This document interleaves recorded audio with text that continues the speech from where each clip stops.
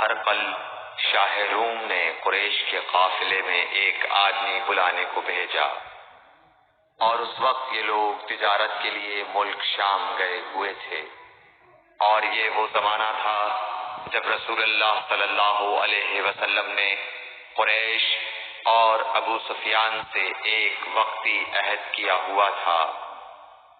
جب ابو سفیان اور دوسرے لوگ ہرقل کے پاس ایلیا پہنچے جہاں ہرقل نے دربار طلب کیا تھا، اس کے گرد روم کے بڑے بڑے لوگ، علماء، وزراء و امراء بیٹھے ہوئے تھے۔ ہرقل نے ان کو اور اپنے ترجمان کو بلوایا، پھر ان سے پوچھا کہ تم میں سے کون شخص مدعی رسالت کا زیادہ قریبی عزیز ہے؟ ابو سفیان کہتے ہیں کہ میں بول اٹھا کہ میں اس کا سب سے زیادہ قریبی رشتہ دار ہوں۔ یہ سن کر ہرقل نے حکم دیا کہ اس ابو سفیان کو میرے قریب لا کر بٹھاؤ اور اس کے ساتھیوں کو اس کی پیٹھ کے پیچھے بٹھا دو۔ پھر اپنے ترجمان سے کہا کہ ان لوگوں سے کہہ دو کہ میں ابو سفیان سے اس شخص یعنی محمد صلی اللہ علیہ وسلم کے حالات پوچھتا ہوں، اگر یہ مجھ سے کسی بات میں جھوٹ بول دے تو تم اس کا جھوٹ ظاہر کر دینا۔ ابو سفیان کا قول ہے کہ خدا کی قسم، اگر مجھے یہ غیرت نہ آتی کہ یہ لوگ مجھ کو جھٹلائیں گے تو میں آپ صلی اللہ علیہ وسلم کی نسبت ضرور غلط گوئی سے کام لیتا۔ خیر، پہلی بات جو ہرقل نے مجھ سے پوچھی وہ یہ کہ اس شخص کا خاندان تم لوگوں میں کیسا ہے؟ میں نے کہا وہ تو بڑے اونچے عالی نسب والے ہیں۔ کہنے لگا اس سے پہلے بھی کسی نے تم لوگوں میں ایسی بات کہی تھی؟ میں نے کہا نہیں۔ کہنے لگا اچھا اس کے بڑوں میں کوئی بادشاہ ہوا ہے؟ میں نے کہا نہیں۔ پھر اس نے کہا بڑے لوگوں نے اس کی پیروی اختیار کی ہے یا کمزوروں نے؟ میں نے کہا نہیں، کمزوروں نے۔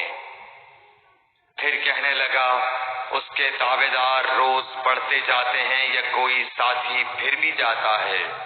میں نے کہا نہیں۔ کہنے لگا کیا اپنے اس دعویٰ نبوت سے پہلے کبھی کسی بھی موقع پر اس نے جھوٹ بولا ہے؟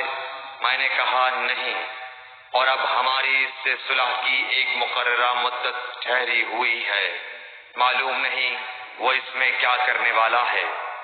ابو سفیان کہتے ہیں میں اس بات کے سوا اور کوئی جھوٹ اس گفتگو میں شامل نہ کر سکا۔ ہرقل نے کہا کیا تمہاری اس سے کبھی لڑائی بھی ہوئی ہے؟ ہم نے کہا کہ ہاں۔ بولا پھر تمہاری اور اس کی جنگ کا کیا حال ہوتا ہے؟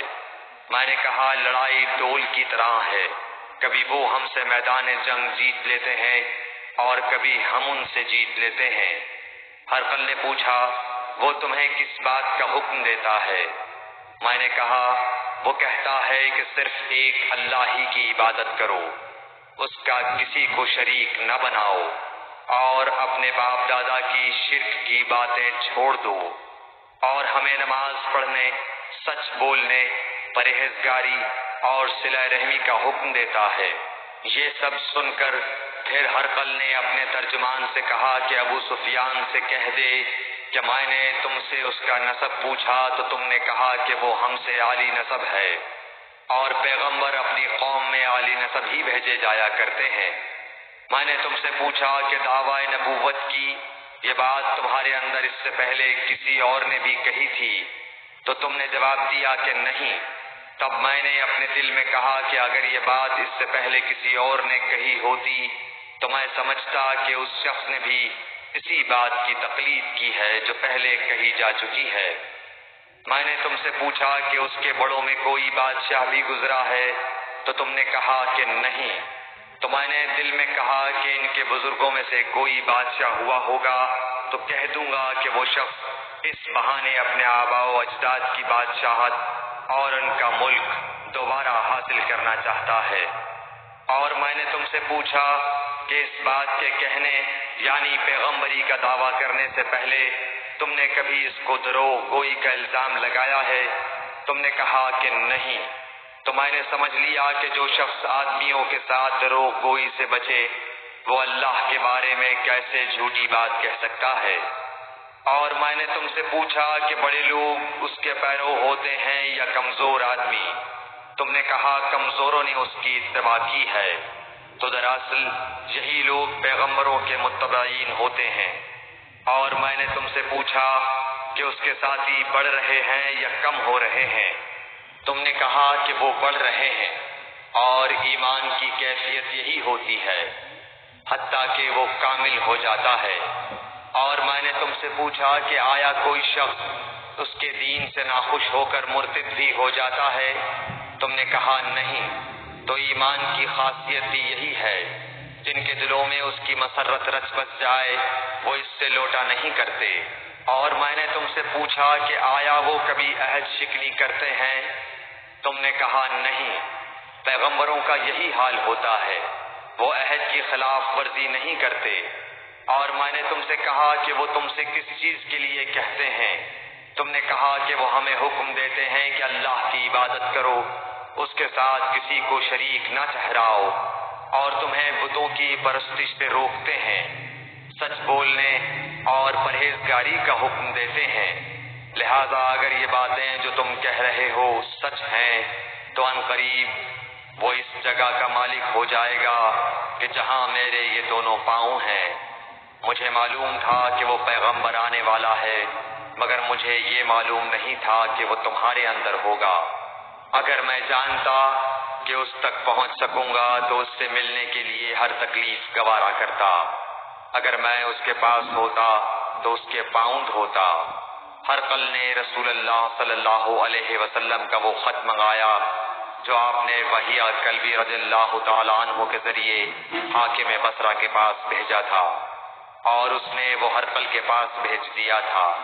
پھر اس کو پڑھا تو اس میں لکھا تھا، اللہ کے نام کے ساتھ جو نہایت مہربان اور رحم والا ہے۔ اللہ کے بندے اور اس کے پیغمبر محمد صلی اللہ علیہ وسلم کی طرف سے یہ خط ہے شاہ روم کے لیے۔ اس شخص پر سلام ہو جو ہدایت کی پیروی کرے۔ اس کے بعد میں آپ کے سامنے دعوت اسلام پیش کرتا ہوں۔ اگر آپ اسلام لے آئیں گے تو دین و دنیا میں سلامتی نصیب ہوگی، اللہ آپ کو دوہرا ثواب دے گا۔ اور اگر آپ میری دعوت سے روگردانی کریں گے تو آپ کی رعایا کا گناہ بھی آپ ہی پر ہوگا۔ اور اے اہل کتاب، ایک ایسی بات پر آ جاؤ جو ہمارے اور تمہارے درمیان یکساں ہے، وہ یہ کہ ہم اللہ کے سوا کسی کی عبادت نہ کریں اور کسی کو اس کا شریک نہ ٹھہرائیں، اور نہ ہم میں سے کوئی کسی کو خدا کے سوا اپنا رب بنائے۔ پھر اگر وہ اہل کتاب اس کتاب سے منہ پھیر لیں تو مسلمانوں، تم ان سے کہہ دو کہ تم مانو یا نہ مانو، ہم ایک خدا کے اطاعت گزار ہیں۔ ابو سفیان کہتے ہیں، جب ہرقل نے جو کچھ کہنا تھا کہہ دیا اور خط پڑھ کر فارغ ہوا تو اس کے ارد گرد بہت شور و غوغا ہوا، بہت سی آوازیں اٹھیں اور ہمیں باہر نکال دیا گیا۔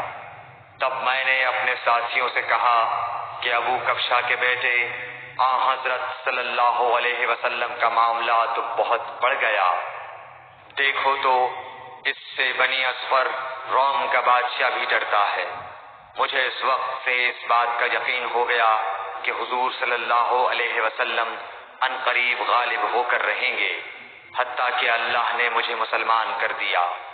راوی کا بیان ہے کہ ابن ناطور ایلیا کا حاکم ہرقل کا مصاحب اور شام کے نصارہ کا لاٹ پادری بیان کرتا تھا کہ ہرقل جب ایلیا آیا ایک دن صبح کو پریشان اٹھا تو اس کے درباریوں نے دریافت کیا کہ آج ہم آپ کی حالت بدلی ہوئی پاتے ہیں، کیا وجہ ہے؟ ابن ناطور کا بیان ہے کہ ہرقل نجومی تھا، علم نجوم میں وہ پوری مہارت رکھتا تھا۔ اس نے اپنے ہم نشینوں کو بتایا کہ میں نے آج رات ستاروں پر نظر ڈالی تو دیکھا کہ ختنہ کرنے والوں کا بادشاہ ہمارے ملک پر غالب آ گیا ہے۔ بھلا اس زمانے میں کون لوگ ختنہ کرتے ہیں؟ انہوں نے کہا کہ یہود کے سوا کوئی ختنہ نہیں کرتا، سو ان کی وجہ سے پریشان نہ ہو۔ سلطنت کے تمام شہروں میں یہ حکم لکھ بھیجیے کہ وہاں جتنے یہودی ہوں سب قتل کر دیے جائیں۔ وہ لوگ انہی باتوں میں مشغول تھے کہ ہرقل کے پاس ایک آدمی لایا گیا جسے شاہ غسان نے بھیجا تھا۔ اس نے رسول اللہ صلی اللہ علیہ وسلم کے حالات بیان کیے۔ جب ہرقل نے سارے حالات سن لیے تو کہا کہ جا کر دیکھو وہ ختنہ کیے ہوئے ہے یا نہیں۔ انہوں نے اسے دیکھا تو بتلایا کہ وہ ختنہ کیا ہوا ہے۔ ہرقل نے جب اس شخص سے عرب کے بارے میں پوچھا تو اس نے بتلایا کہ وہ ختنہ کرتے ہیں۔ تب ہرقل نے کہا کہ یہی محمد صلی اللہ علیہ وسلم اس امت کے بادشاہ ہیں جو پیدا ہو چکے ہیں۔ پھر اس نے اپنے ایک دوست کو رومیہ خط لکھا اور وہ بھی علم نجوم میں ہرقل کی طرح ماہر تھا۔ پھر وہاں سے ہرقل حمص چلا گیا۔ ابھی حمص سے نکلا نہیں تھا کہ اس کے دوست کا خط اس کے جواب میں آ گیا۔ اس کی رائے بھی حضور صلی اللہ علیہ وسلم کے ظہور کے بارے میں ہرقل کے موافق تھی کہ محمد صلی اللہ علیہ وسلم واقعی پیغمبر ہیں۔ اس کے بعد ہرقل نے روم کے بڑے آدمیوں کو اپنے حمص کے محل میں طلب کیا اور اس کے حکم سے محل کے دروازے بند کر لیے گئے۔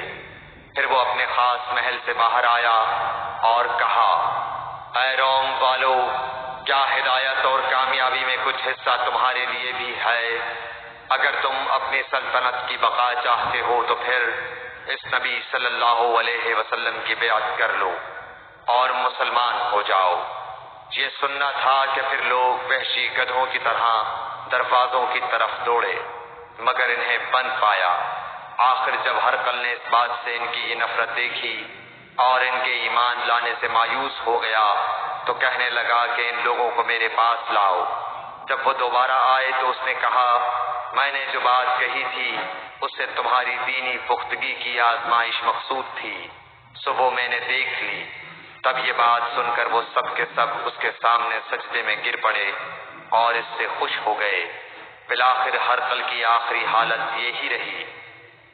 صحیح بخاری حدیث نمبر 7۔